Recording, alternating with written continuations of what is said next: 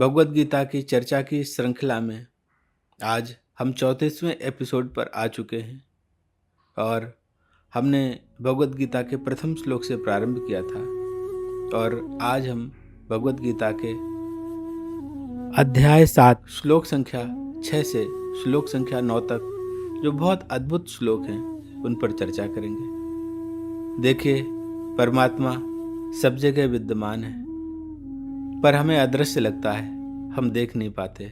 स्वयं श्री कृष्ण ने अर्जुन को बताया है कि कैसे वह अदृश्य दृष्टिगोचर हो सकता है। आइए इस सुंदर चर्चा पर भाग लेते हैं और यदि आपको यह चर्चा पसंद आती है तो आप दूसरों से भी इसे साझा करें। तब हम इस चर्चा को प्रारंभ करेंगे। भगवद गीता के अध्याय 7 की श्लोक संख्या 6 पे भगवान श्री कृष्ण अर्जुन से कहते हैं, एतद्योनीनि भूतानि सर्वाणि तुपधार्य अहं कृतनस्य जगतः प्रभवः प्रलयस्तथा। जैसा श्री कृष्ण कहते हैं, एतत् योनीनि भूतानि। पिछले श्लोक में अपरा और परा अपनी दो शक्तियों का जो भगवान ने जिक्र किया था, अब उन्हीं को कह रहे हैं कि यही जो अपरा और परा दो शक्तियां हैं, ये जो मेरी दो प्रकृति है, इनके संयोग से ही प्राणियों की उत्पत्ति होती है। एतत् योनीनि भूतानि सर्वाणि इत उपधार्य। सर्वाणि सभी प्राणियों की उत्पत्ति होती है। हे अर्जुन, ऐसा तुम समझो। अहम कृष्णस्य जगतः, मैं संपूर्ण जगत का प्रभवः प्रलयस्तथा।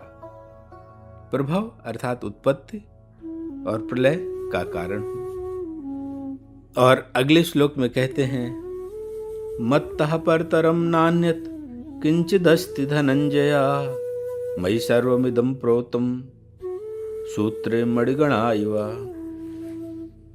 और फिर श्री कृष्ण कहते हैं कि मत्तः परतरम नान्यत्, हे धनंजय, मेरे सिवाय इस जगत में कोई दूसरी वस्तु है ही नहीं। मयि सर्वमिदं प्रोतम, यह सारा जगत मुझसे वैसे ही गुथा है। सूत्रे मणिगणा इव, जैसे मन के सूत के धागे में गुथे होते हैं। तो इन बहुत महत्वपूर्ण श्लोकों को समझने का प्रयत्न करते हैं। श्री कृष्ण कह रहे हैं कि अर्जुन देखो, जगत प्रकट दिखता है, वैसे ही जैसे माला के मनके दिखते हैं। परमात्मा अप्रकट है, वैसे ही जैसे वह सूत जिसने इन मनकों को पिरोया हुआ होता है। लेकिन जो अप्रकट है, उसी से यह सारा प्रकट जगत संभला हुआ है। श्री कृष्ण अर्जुन से कहते हैं कि जो प्रकट दिखता है वह मेरी अपरा प्रकृति है और इस दृश्य जगत के हर एक मनके में परमात्मा धागा के रूप में मौजूद है। छोटे से छोटा परमाणु भी एक मनके की तरह है और बड़े से बड़ा नक्षत्र भी। अतः परमाणु से लेकर नक्षत्रों तक सब उसी परमात्मा रूपी धागे में गुथे हैं। इसलिए जो इंद्रियों की पकड़ में आ जाए वह सब मनकों की तरह है और जो इंद्रियों के पार रह जाता है वह इन मनकों को गूंथने वाले धागे की तरह है। श्री कृष्ण इसी रहस्य का उद्घाटन कर रहे हैं। वे कह रहे हैं कि मेरे अतिरिक्त इस जगत में दूसरा कुछ भी नहीं है। मेरी एक शक्ति को तुम इंद्रियों से पकड़ सकते हो, वह मेरी अपरा शक्ति है, और जिसे तुम इंद्रियों से नहीं पकड़ सकते वह मेरी पराशक्ति है। और इन्हीं दोनों शक्तियों के संयोग से सभी प्राणियों की रचना होती है और जगत में निर्माण और प्रलय का जो खेल चल रहा है उसका कारण मैं ही हूँ। मैं ही जीवन देता हूँ और मैं ही उसका संवरण कर लेता हूँ। अतः यह समझा जा सकता है कि जो समत्वम योग को समझता है वह इस बात को तत्व से जान लेता है कि बनाना भी उसी प्रभु की कृपा है और मिटाना भी उसी प्रभु की कृपा ही है। श्री कृष्ण कह ही रहे हैं कि यह सब मन के उनसे ही प्रकट होते हैं और उनमें ही खो जाते हैं। और जन्म और मृत्यु का वर्तुल जगत में चलता रहता है। पर समझने वाली बात यह है कि मृत्यु जन्म के विपरीत नहीं है, बल्कि जन्म के साथ ही जुड़ा हुआ दूसरा कदम है। और जो इस ज्ञान को विज्ञान के साथ समझ लेता है, उसके लिए जीवन और मृत्यु दोनों ही मित्र बन जाते हैं। और जब मृत्यु ही दुख न दे पाए तो जीवन कैसे दुख दे सकता है। इस तरह वह व्यक्ति पूरी पूर्णता से जी सकता है और ऐसे व्यक्ति का ही जीवन आह्लाद से भर सकता है, क्योंकि वह परमात्मा के हर रूप के लिए राजी हो जाता है। अगर वह जीवन के रूप में आता है तो सही, और अगर वह मृत्यु के रूप में आता है तो सही। जन्म भी तेरा, मृत्यु भी तेरी, मैं तो दोनों के लिए राजी हूँ। और जिस दिन कोई फूल के लिए ही नहीं, कांटे के लिए भी परमात्मा को धन्यवाद दे पाता है, वह समत्वम योग का जीवंत उदाहरण बन जाता है। ऐसे व्यक्तियों को तीर्थ स्थान जाने की जरूरत नहीं होती, वे स्वयं चलते फिरते तीर्थ हो जाते हैं। और 8वें श्लोक में भगवान श्री कृष्ण अर्जुन से कहते हैं, रसोहम अप्सु कौन्तेया प्रभास्मि शशि सूर्ययोः प्रणवः सर्ववेदेषु शब्दः खे पौरुषम नृषु। श्री कृष्ण कहते हैं, रसोहम अप्सु कौन्तेया, हे कुंती नंदन, मैं ही जल में रस हूँ। प्रभास्मि शशि सूर्ययोः, चंद्रमा और सूर्य का प्रकाश हूँ।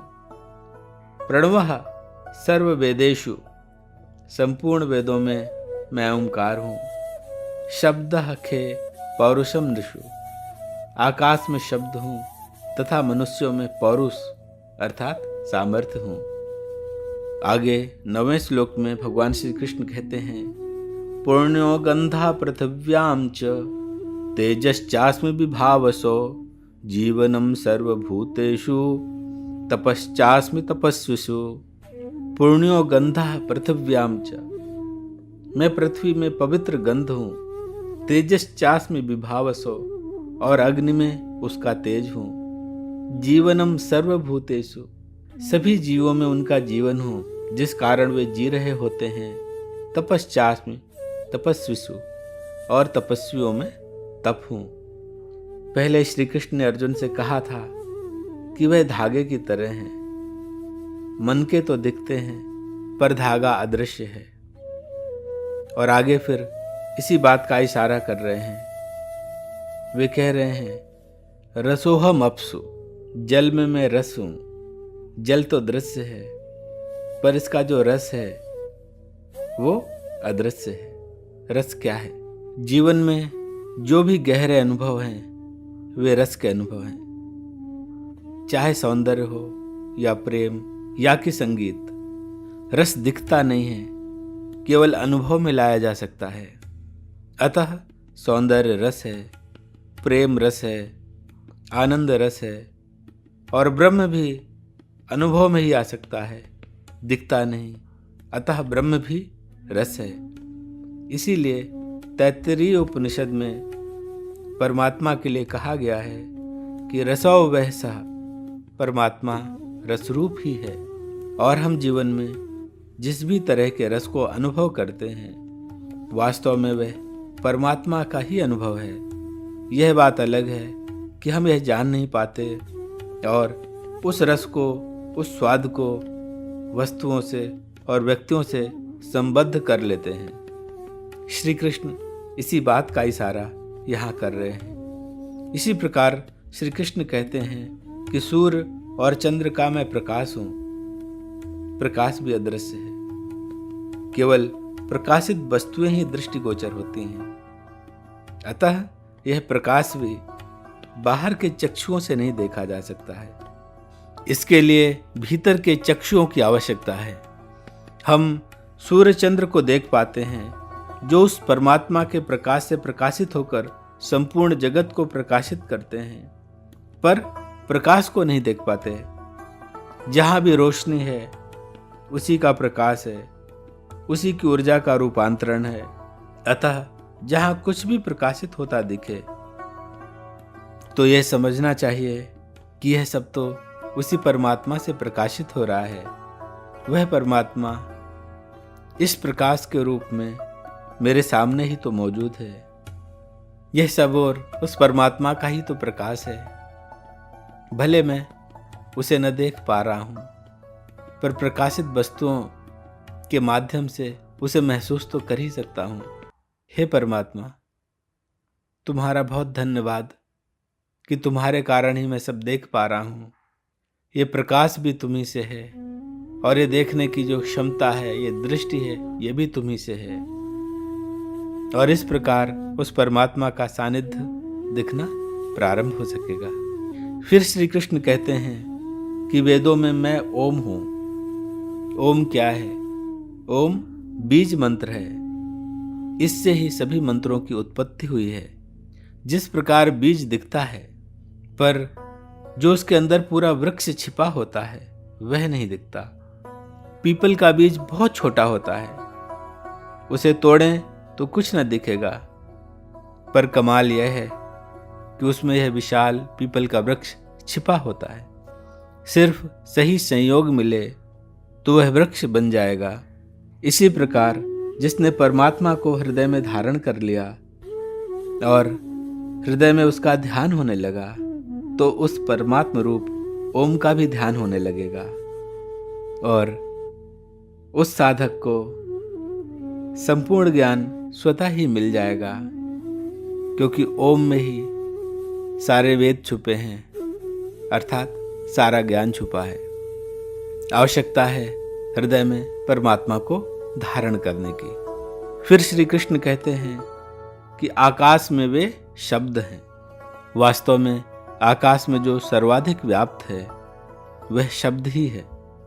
हम इसे अनुभव से जान सकते हैं। देखिए, रेडियो में short wave, medium wave, FM, ये सब चैनल्स होते हैं। और जब हम रेडियो को किसी फ्रीक्वेंसी में ट्यून करते हैं तो वो छुपे हुए शब्द जो आकाश में तरंग के रूप में मौजूद हैं वह सुनाई देने लगते हैं। वैसे वे शब्द दिख नहीं रहे थे, अदृश्य थे। अतः हम समझ सकते हैं कि यह आकाश शब्दों की परतों से भरा पड़ा है। और जब कोई व्यक्ति कुछ अच्छा बोलता है, भला बोलता है, तो वह एक पॉजिटिव वाइब्रेशन को जन्म देता है। इसलिए शास्त्र कहते हैं कि प्रिय बोलो, अच्छा बोलो। जब प्रभु के नामों का उच्चारण होता है, संकीर्तन होता है, सत्संग होता है, तो यह शब्द उस स्थान पर उपस्थित आकाश को पॉजिटिव वाइब्रेशन से भर देते हैं। इसलिए घर में मंदिर होने से, सुबह शाम पूजा अर्चना होने से घर के अंदर मौजूद आकाश में पॉजिटिविटी का संचार होता है और यह उस घर में रहने वाले सभी के लिए हितकर हो जाता है। फिर श्री कृष्ण कहते हैं कि मनुष्यों में मैं परुष हूँ, अर्थात पुरुषार्थ हूँ। मनुष्य दिखते हैं, पुरुषार्थ अदृश्य है। यह पुरुषार्थ ही है जिससे मनुष्य इस जगत में जो उसे प्राप्त नहीं है उसकी प्राप्ति में उस पुरुषार्थ को देखता है। निर्धन धन की प्राप्ति में पुरुषार्थ को देखता है। विद्यार्थी विद्यार्जन में पुरुषार्थ को देखता है। पर वास्तव में सभी पुरुषार्थों का सार तो परमात्म तत्व का अनुभव करना ही है। ज़्यादातर लोग इस बात को समझ नहीं पाते और उनका जीवन यूं ही चुक जाता है, पूरा हो जाता है। और यह पुरुषार्थ ही श्री कृष्ण है। फिर श्री कृष्ण कहते हैं कि वह पृथ्वी की पवित्र गंध है। यह बहुत अनूठी बात कहते हैं। इस पृथ्वी पर जब कोई साधक समत्वम योग को जीने लगता है तो उसके शरीर से एक सुवास, एक सुगंध उत्पन्न होने लगती है। श्री कृष्ण उसी पवित्र सुगंध की बात कर रहे हैं, पर सभी लोग इस सुगंध को महसूस नहीं कर पाते, क्योंकि जो दुर्गंध के आदी हैं वे इस सुगंध को न जान पाएंगे। पर प्रभु की कृपा से जिन्हें सुगंध का कुछ कुछ अनुभव मिल चुका होता है वे उसको पहचान लेते हैं और वह पवित्र सुगंध ही श्री कृष्ण है। और ऐसे सिद्ध पुरुष से वह सुगंध दूसरों तक पहुंचकर उन्हें भी सुगंधित कर देती है। उनमें भी परमात्म रूप सुगंध उत्पन्न होने लगती है। आगे श्री कृष्ण कहते हैं कि अग्नि में मैं उसका तेज हूं।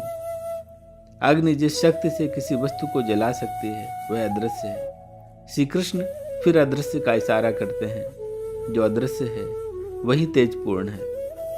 अग्नि में जो गर्मी है वह उसका तेज ही है। जिस शक्ति से भोजन पक रहा है वह उसके तेज से ही है। और जो भोजन हमारे शरीर में पच रहा है वह भी उस तेज से ही है। इसे महसूस करते ही वह अदृश्य परमात्मा भी दृश्य होने लगता है। फिर श्री कृष्ण कहते हैं कि सभी जीवों की जीवनी शक्ति भी वही है। शरीर चाहे किसी भी जीव के हो, पशु हो, पक्षी हो, वृक्ष हो, लता हो, सब में जीवन के लक्षण प्रकट होते हैं। पर जिसके कारण जीवन के लक्षण प्रकट होते हैं वह अदृश्य है। और वह अदृश्य और कोई नहीं, परमात्मा ही है, उसकी पराशक्ति ही है। अतः जब हम नमस्ते बोलते हैं उसका मतलब होता है ते नमः, आपको नमन। और वह नमन उस अदृश्य परमात्म शक्ति को ही है जो हर जीव में जीवन का संचार कर रहा है। फिर भगवान श्री कृष्ण कहते हैं कि मैं तपस्वियों का तप हूँ, जो समत्व योग में जी रहे हैं और इस मार्ग पर चलने पर उन्हें कितने भी कष्ट मिलते हैं, पर ऐसी स्थिति में भी वे निर्विकार बने रहते हैं। और उनका निर्विकार रहना ही तप है। और यह तप परमात्मा का ही स्वरूप है। जैसे परमात्मा निर्विकार है, यह साधक भी इस तप के कारण निर्विकार हो जाता है और समता के योग के तप के द्वारा ईश्वरत्व को प्राप्त करता है। तो आज की चर्चा से हम इस बात को समझ सकते हैं कि इस जगत में जो कुछ भी कीमती है वह अदृश्य है, दृष्टिगोचर नहीं हो रहा। सबसे कीमती तो परमात्मा है और उसी को ढूंढना है। और कबीरदास जी बहुत मीठी बात कहते हैं कि जिन खोजा तिन पाइया, गहरे पानी पैठ, मैं बपुरा बूढ़न डरा, रहा किनारे बैठ। जीवन में जो भी गहरा है वह अदृश्य है और उस अदृश्य को खोजना है तो गहरे में उतरना पड़ेगा। इसीलिए कबीरदास जी कहते हैं कि जो गहरे में उतर गए उनको तो वो मिल गया, लेकिन मैं तो डर के मारे किनारे ही बैठा रहा, गहरे में उतर नहीं पाया, इसलिए उसे नहीं पा रहा हूँ। यहाँ कबीरदास जी हमारे लिए ही इशारा कर रहे हैं कि देखो, अगर उसे पाना चाहते हो तो गहरे में उतरो, अपनी साधना में गहराई लाओ, क्योंकि किनारे बैठे बैठे तुम उसे न पा पाओगे। तुम इस जगत को ही देखते रह जाओगे, वो अदृश्य छिपा रहेगा। तो आइए हम प्रयास करें कि जो दृष्टिगोचर नहीं है वो कैसे हमारी दृष्टि में आवे। भगवान श्री कृष्ण की इस अद्भुत टीचिंग को समझेंगे और कुछ कुछ हमारे जीवन में उतारते रहेंगे तो जीवन ही बदल जाएगा। आज इतना ही। जय गौ माता, जय गोपाल।